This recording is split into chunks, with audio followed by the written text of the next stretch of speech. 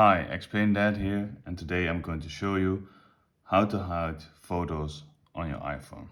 So the first thing we're going to do is go to Photos, to your library, and you have a different kind of photos. So if you want to, for example, hide the G-Wagon photos, normally you would press on the left icon at the bottom, and then here would say hide photos, but it's not here. So if you press back, you go to the right corner at the bottom, you see the three dots, press on it and press on hide photos. So hide through the three photos, press on it, and they will disappear from the rest of the photos. You need to do one more thing as we go to settings. So go back, go to settings,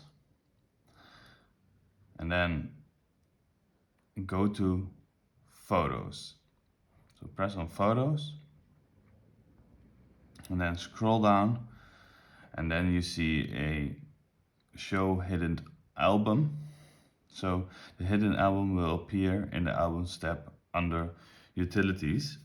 So if you want to hide this album, just press here, go back to photos again, and then at the bottom normally it will say hidden albums. It's not here. So if we go back, press on settings, show hidden album, press on, go back again, and then you see at the bottom hidden is back. So that's the way to hide your photos on iPhone.